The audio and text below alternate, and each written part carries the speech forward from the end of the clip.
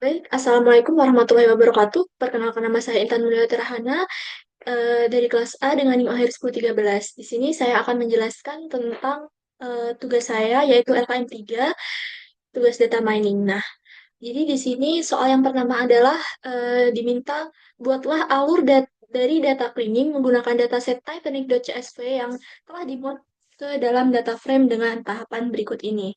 Nah, pertama-tama saya akan menggunakan import pandas SPD, di mana import pandas SPD ini digunakan untuk memuat datanya dalam bentuk data frame. Lalu, untuk membaca file CSV-nya dari Titanic.csv itu menggunakan .read CSV. Lalu di sini yang pertama saya akan menampilkan data awalnya terlebih dahulu. Di sini untuk menampilkan data awalnya dengan print df.head dan df.isNull.sum. Ini akan menampilkan data awalnya yaitu 5 baris awal dari semua kolom. Jadi di sini data awalnya antara lain passenger sampai embark. Nah, lalu saya juga ingin tahu bagian kolom mana saja yang memiliki missing value menggunakan .isNull dan .sum. Di sini jadi kita mengetahui bahwa yang memiliki missing value itu di kolom edge sebanyak 177, di kolom kabin 687, dan embark sebanyak 2. Nah, lalu di sini saya diminta untuk menghapus seluruh baris data yang teridentifikasi duplikat secara permanen. Nah, untuk menghapus baris data yang duplikat itu menggunakan drop duplicates. Nah, hasilnya saya akan menampilkan hasil setelah dihapus duplikatnya dengan dot head dan ditampilkan melalui df.shape. Jadi nanti hasilnya adalah berupa data yang telah dihapus duplikatnya. Nah, di sini dihasilkan bahwa jumlah datanya itu sebanyak 891 baris dengan 12 kolom. Nah, tadi kan tampilannya sama seperti yang data awal, artinya setelah penghapusan duplikat itu ternyata tidak banyak yang memiliki data yang duplikat pada file CSV-nya. Lalu selanjutnya adalah diminta untuk menghapus keseluruhan kolom kabin karena proporsi missing value-nya besar. Nah, eh, untuk menghapus kolom kabin itu menggunakan def.drop kolom kabin. Jadi kolom kabinnya akan dihapus, lalu untuk mengetahui hasilnya, saya akan menampilkan 5 baris awalnya dengan def.head dan def.column. Jadi hasilnya setelah menghapus kolom kabin, jadi di sini ada beberapa kolom data yang seperti tadi, namun bedanya ini hanya ada 11 kolom karena kolom kabin sudah dihapus. Jadi sisanya hanya passenger, survive, first class, hingga embark. Nah, lalu selanjutnya diminta untuk mengelola sel kosong pada atribut numerik H dengan menggunakan nilai tengah dan dikonversi dalam bentuk bilangan integer. Nah, untuk mengerjakannya, ini saya mengambil kolom H di mana nanti akan di dot fill-nya dengan median, artinya akan diisi dengan nilai median. Nah, selanjutnya untuk mengganti tipe datanya menjadi integer, ini menggunakan dot as type integer. Lalu setelah untuk mengetahui hasilnya, saya akan ngeprint 5 baris teratasnya menggunakan dot head dan mengecek apakah masih ada missing value-nya dengan dot isNull, dot sum. Nah, setelah itu hasilnya bisa kita ketahui bahwa setelah handle edge, tampilannya adalah seperti ini, 5 baris awalnya, dan ternyata missing edge-nya adalah 0, artinya tidak ada data yang kosong pada kolom H. Lalu selanjutnya yang terakhir adalah kelola sel kosong pada atribut categorical embark. Nah, untuk mengelola data kosong pada categorical embark itu menggunakan dot filna def embark dot modes di mana akan mengisi nilai kosong pada kolom embark dengan modus. Jadi nanti hasilnya adalah ditampilkan 5 baris awalnya dan melakukan pengecekan apakah benar-benar sudah diisi dan tidak ada missing value menggunakan .isNull dan .sum. Nah, ternyata hasilnya setelah dilakukan pengelolaan itu data setelah handle embedded-nya adalah sebagai berikut dan ternyata missing embedded-nya adalah 0, artinya data yang kosong itu sudah diisi semua dengan nilai modus. Nah, untuk menghasilkan data finalnya, saya ingin print data final, lalu menampilkan 5 baris atasnya dengan def.head dan menghitung nilai missing value pada setiap kolomnya menggunakan def.isNull.sum. Nah, hasilnya pada akhir yaitu data final yang memiliki 11 kolom, yaitu passenger, survive, back plus, sampai embed, di mana masing-masing kolom tersebut memiliki nilai missing value-nya 0. Artinya semua kolom itu tidak memiliki nilai data yang kosong. Lalu selanjutnya diminta untuk membuat rangkaian manipulasi data lanjutan pada data frame hasil dari soal nomor 1 beserta transformasi objek baru dengan tahapan berikut ini. Nah, sebelumnya saya akan mengimport pandas SPD untuk format data frame, lalu untuk membaca datasetnya akan read.read.csv titanic.csv, jadi membaca dari database tersebut.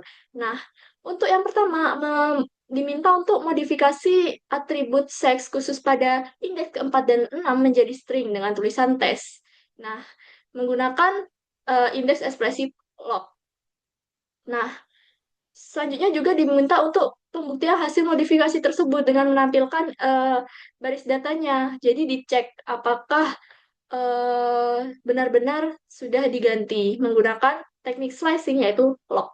Nah, di sini saya akan menggunakan uh, def.log dari indeks 4 dari kolom sex menjadi tes. Jadi ini akan mengubah eh, atau memodifikasi nilai pada indeks keempat pada kolom seks menjadi tes. Begitu juga pada indeks keenam kolom seks diganti menjadi tes. Jadi dimodifikasi dengan menggunakan .log ini. Nah, untuk membuktikan hasilnya, untuk mengetahui hasilnya, saya akan menampilkan menggunakan print def.log indeks keempat dan 6. Nah, untuk hasilnya sendiri yaitu ini adanya pembuktian bahwa untuk di indeks keempat dan 6 pada kolom seks ini sudah berubah atau termodifikasi menjadi tes, sehingga telah berhasil mengubah dan memodifikasi kolom seks tersebut.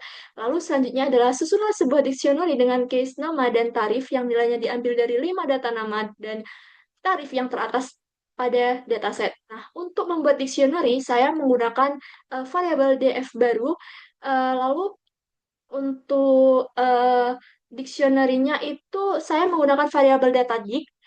Maaf, untuk membuat dictionary itu menggunakan variabel data dik, di mana mengambil dari case nama dan juga tarif. Nah, untuk mengambil 5 data teratasnya, itu menggunakan df nama kolomnya .head, jadi 5 baris yang teratas. Begitu juga dengan yang tarif, menggunakan df var .head 5 tulis, dan untuk menampilkan hasilnya akan uh, ngeprint dari data dik ini. Nah, hasilnya sendiri yaitu berupa dictionary yang isinya nama, case nama, dan juga tarif. Nih, ini berikut ini adalah nama-namanya yang 5 teratas, dan ini merupakan tarif-tarifnya dari 5 teratas.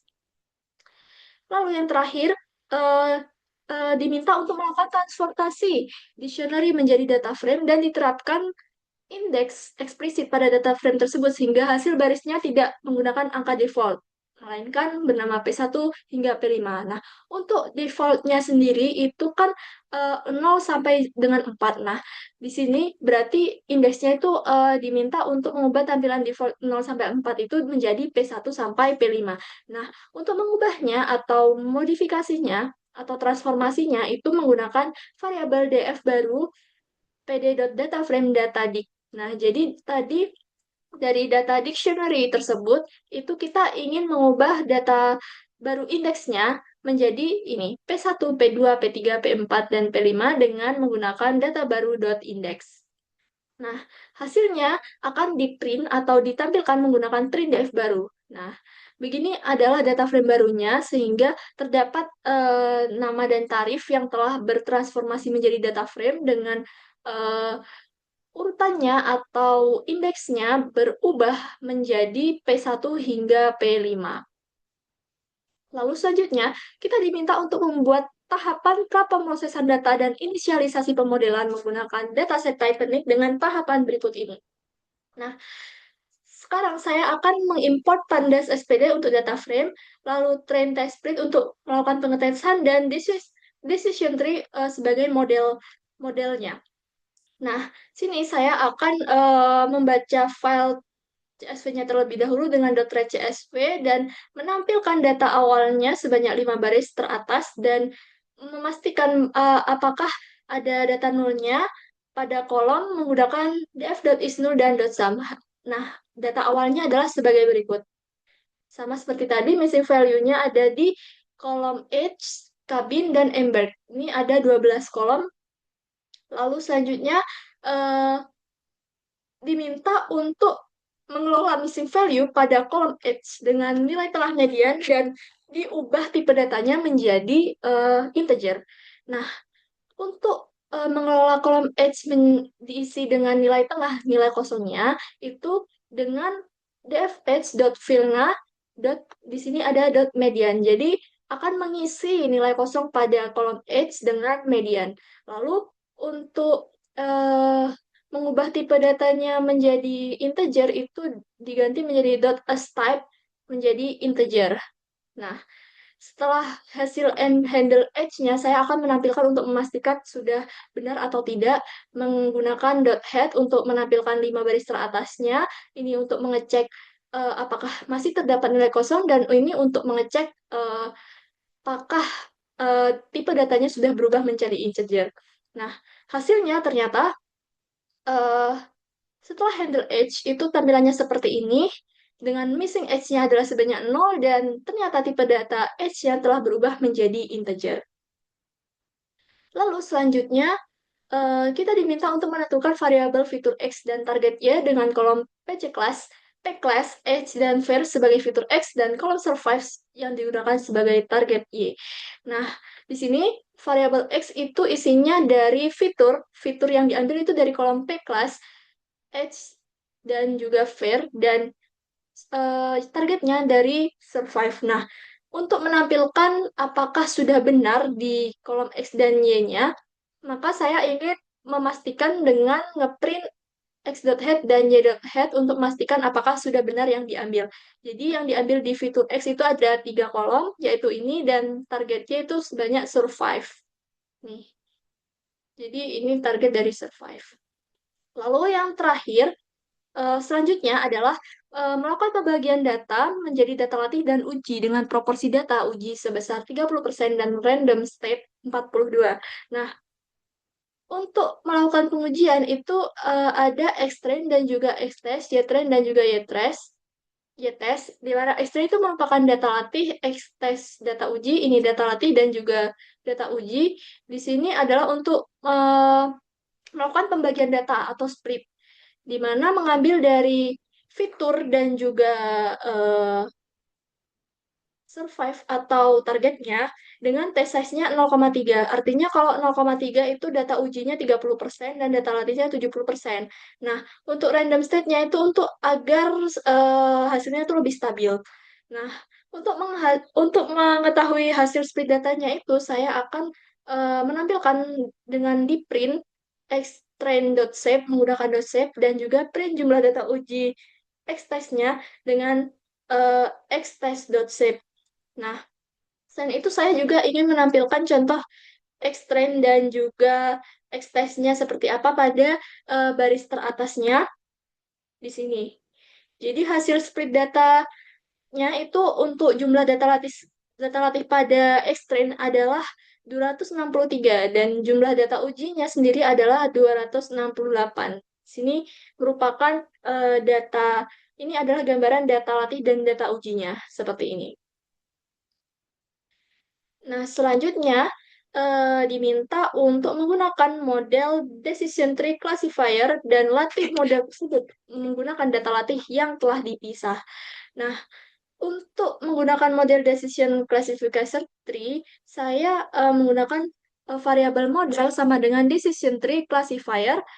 Lalu untuk memisahkan menggunakan data latih untuk melatih model tersebut menggunakan data latih yang telah dipisah itu saya menggunakan model .fit X-train dan Y-train. Nah, setelah melakukan eh, pemodelan dan juga pelatihan, itu saya akan menampilkan kalau misalkan model decision tree telah berhasil dilatih dengan ngeprint model decision tree telah berhasil dilatih. Hasilnya ternyata status modelnya sudah berhasil dilatih. Lalu untuk yang selanjutnya nomor 4, buatlah evaluasi terhadap performa model yang telah dibuat dan dilatih pada soal 3 dengan tahapan berikut. Di mana yang pertama diminta untuk melakukan prediksi keseluruhan terhadap data ujinya atau X-test. Nah, pertama saya menggunakan confusion matrix dan juga accuracy score. Confusion matrix itu sebagai evaluasinya. Untuk accuracy score itu untuk mengetahui akurasinya. Apakah sudah baik model tersebut atau masih kurang. Lalu import pandas SPD itu untuk data frame-nya, untuk membuat menjadi data frame. Lalu di sini saya akan memprediksi keseluruhan terhadap data uji dari X-test. Di sini saya menggunakan YPRED dengan cara model.predict test. Jadi di sini akan menghasilkan prediksi terhadap data ujinya dengan di print YPRED.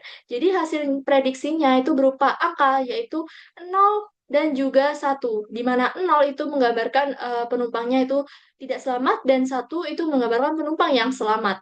Nah, selanjutnya diminta untuk menampilkan matriks evaluasi model tersebut dengan menggunakan confusion matrix dan nilai akurasinya dengan akurasi score.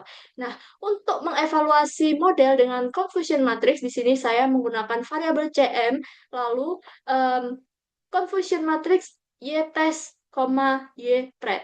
Di mana nanti hasilnya itu berupa matriks 2 kali 2. Lalu untuk menghitung akurasinya sendiri, saya menggunakan variabel ACC, nanti dihitung dengan akurasi skor dari Y-test, Y-pred. Nanti akan ditampilkan dengan print ACC tadi.